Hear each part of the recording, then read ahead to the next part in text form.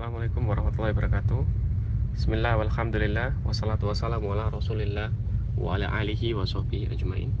Alhamdulillah, pada pertemuan kali ini kita akan sedikit membahas mengenai masalah pertanyaan dari saudara kita mengenai baiknya mengkonsumsi padi. Padi atau tanaman yang sering kita kenal sebagai makanan pokok.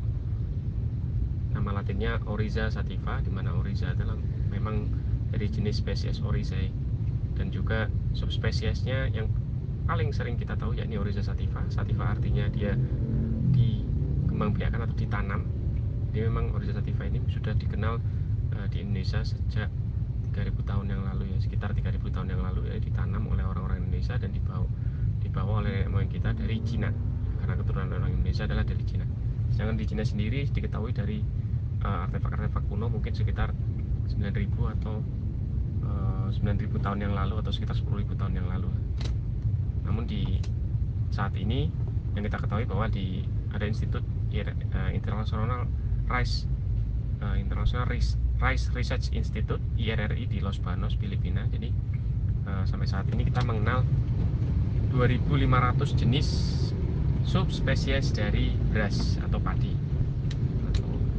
Padi baik itu merupakan padi-padian, khusus padi-padian, gandum, padi, beras merah, beras ungu, beras hitam, beras coklat. Nah, jadi memang sampai saat ini pun banyak dikenal namanya beras.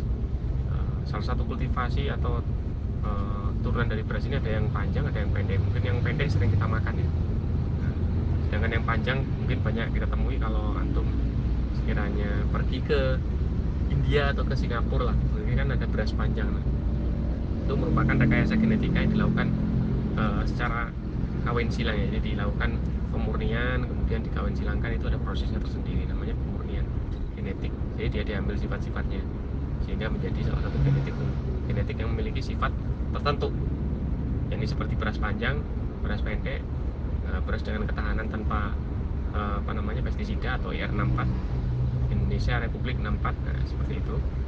Nah, jadi perlu kita ketahui bahwa beras ini sering kali kita konsumsi karena kandungan karbohidratnya tinggi, dan dia juga mencapai 20% makanan di dunia menurut data dari WHO. Di seluruh penduduk dunia ini sebagian besar mereka memakan beras, kecuali penduduk yang berada di daerah subtropis, karena mereka kalau memakan beras kemungkinan besar akan terjadi diare karena tidak biasa. Nah, nanti akan kita bahas insya Allah. Jadi penduduk subtropis ini memang makannya lebih bervariasi ke arah daging, susu, lemak, dan lain sebagainya, karena mereka lebih banyak membutuhkan cadangan makanan ketika melalui musim-musim yang panjang, musim dingin yang panjang, musim panas yang panjang, dan juga musim gugur serta musim semi. Nah, mereka mengalami 4 musim yang tampaknya signifikan. Nah, walaupun pengobat klasik menggolongkan semua musim, baik itu di negara tropis ataupun subtropis, adalah 4 musim seperti yang kita tadi sebutkan, yaitu musim semi, kemudian musim panas, setelah musim panas musim gugur, setelah musim gugur yakni musim dingin. Nah, itu penggolongan dari musim-musim secara klasik. Nah, di negara-negara subtropis karena ekstrim, jadi mereka untuk mengkonsumsi beras mungkin di waktu musim-musim panas atau musim semi, sehingga dia dapat melakukan aktivitas yang banyak karena kadar karbohidratnya tinggi. Tapi ketika memasuki musim gugur dan musim dingin, mereka butuh lemak yang lebih, sehingga sebagian besar orang penduduk subtropis mengkonsumsi gandum ataupun makanan-makanan yang berlemak, daging, dan lain sebagainya. Jadi kita ketahui ya bahwa penduduk Arab Saudi kan banyak mengkonsumsi gandum. Bagaimana kita ketahui bahwa 6 komoditas yang tidak boleh diperjualbelikan secara kredit: kurma, gandum basah, gandum kering, nah, seperti itu, garam termasuk, emas dan perak juga termasuk.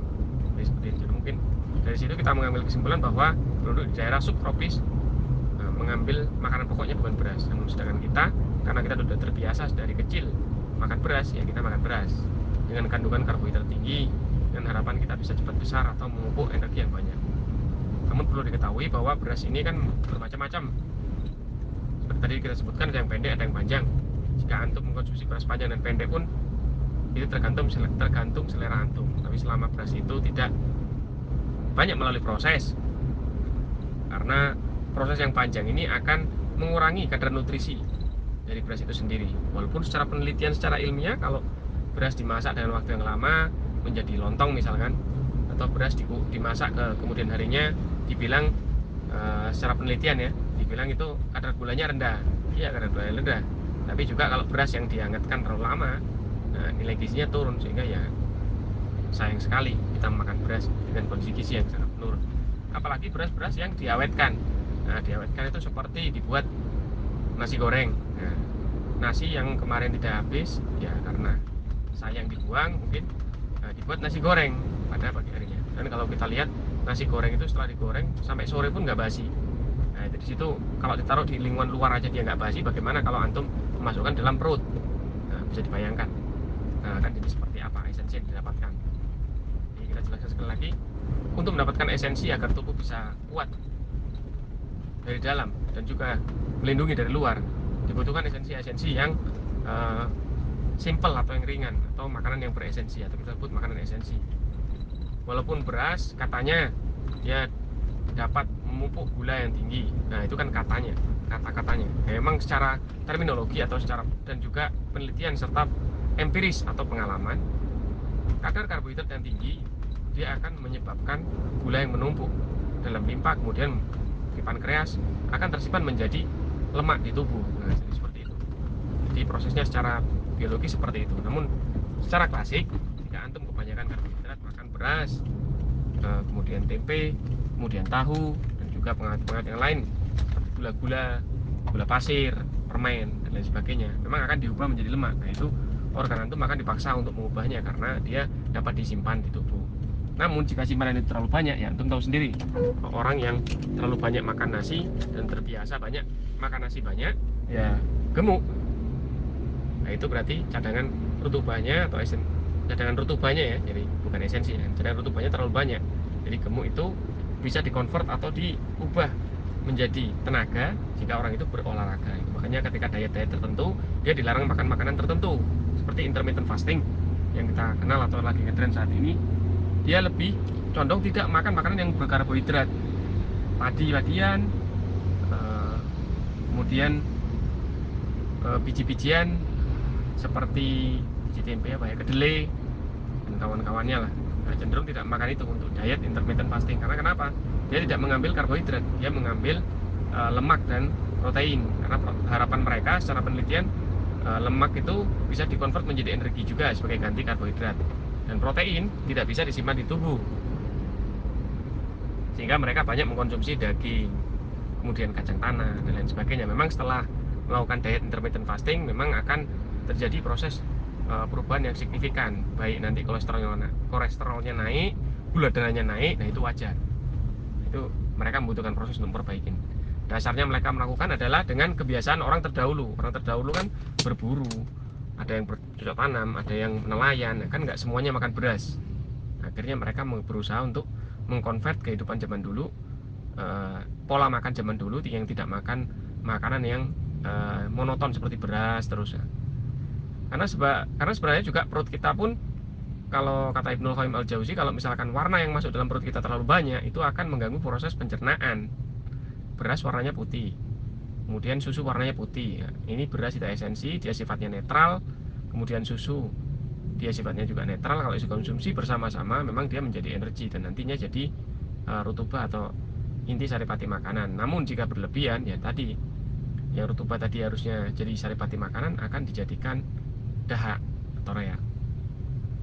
Tapi bedanya apa ketika antum mengkonsumsi beras yang diproses atau beras yang diawetkan? Nah, dia tidak akan menjadi esensi, tapi dia akan menjadi dahak atau reak.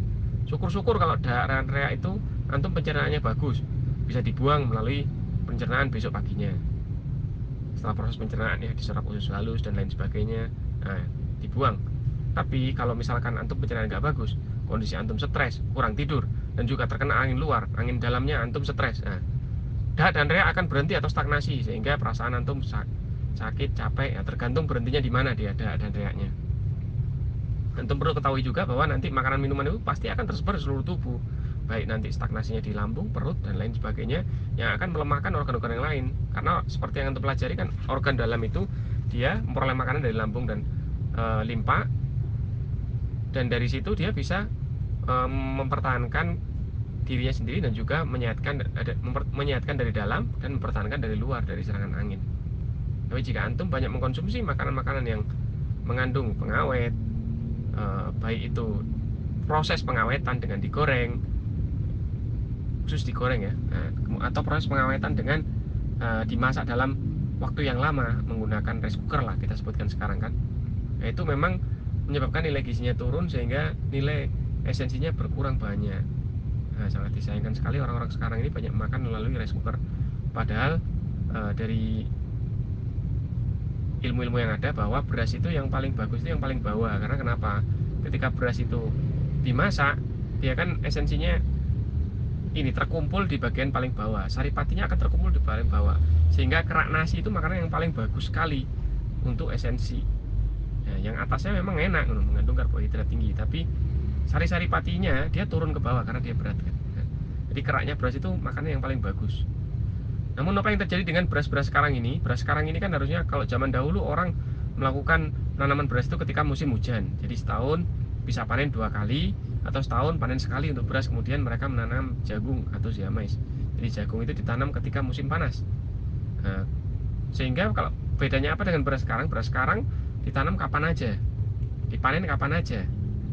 Baik itu lahan nggak subur atau subur, nah mereka walaupun melakukan cara tumpang sari atau dilakukan penggiliran tanaman, tetap saja beras itu pasti mengalami proses perabukan atau pemupukan dengan menggunakan pupuk nitrogen buatan.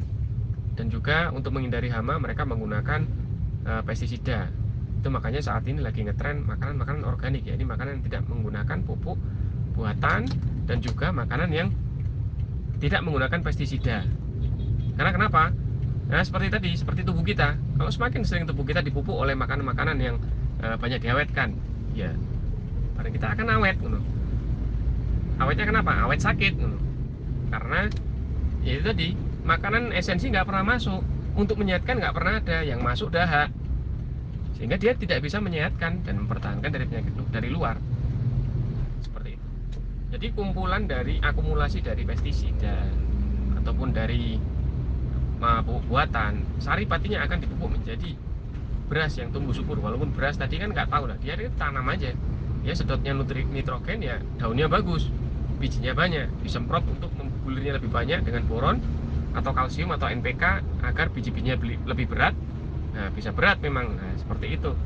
Memang dia membutuhkan zat-zat seperti itu. Bahkan kalau kita mau memupuk pun kita ketahui kalau kita memupuk kan pakai kompos. Nah, kompos itu kotoran yang udah di fermentasi dan juga diproses lama oleh tanah. Nah, itu mengandung zat-zat nitrogen, fosfor, kalium dan sebagainya. Tapi dia diproses melalui proses alamiah dari alam.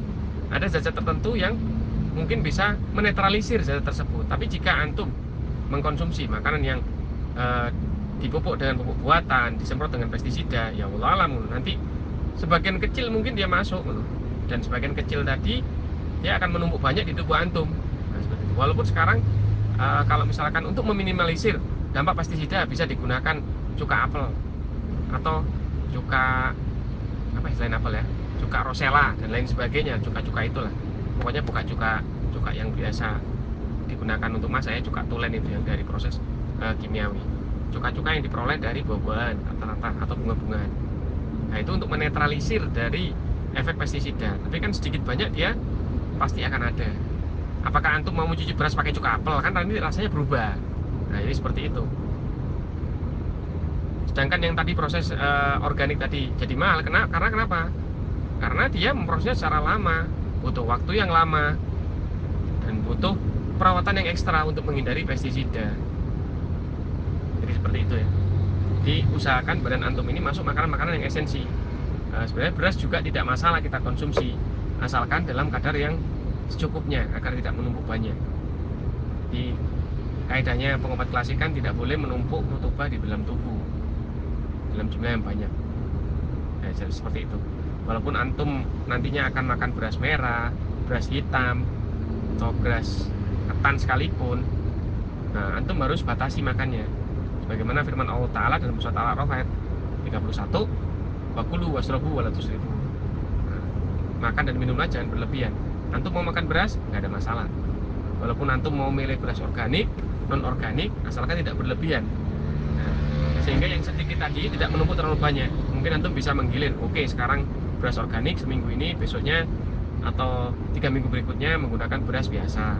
Nah, jadi proses pembiasaan, karena seiring berjalannya waktu antum nanti akan terbiasa mengkonsumsi tanpa beras, sebagaimana orang-orang subtropis atau sebagaimana kebiasaan orang-orang terdahulu yang mengkonsumsi tanpa beras menggunakan bekatul atau lain sebagainya. Jadi kita sarankan makan yang esensi itu, yang pertama yakni tidak melalui proses yang panjang, yang kedua menghindari pestisida ataupun pupuk-pupuk buatan, karena nantinya esensi yang didapat akan mengandung racun yang tidak dapat dinetralisir, berbeda dengan pupuk organik. Yang ketiga, usahakan antum makan itu dalam jumlah yang secukupnya, cukup untuk menegakkan tulang belakang dan cukup untuk beribadah. Oke, seperti itu aja. Mungkin akan kita lakukan pembahasan di selanjutnya mengenai sejarah beras kapan masuk di Indonesia. Semoga bermanfaat bagi pengisi materi dan juga yang mendengarkan. Subhanakallahumma wa bihamdika asyhadu an la ilaha illa anta astaghfiruka wa atubu ilaik.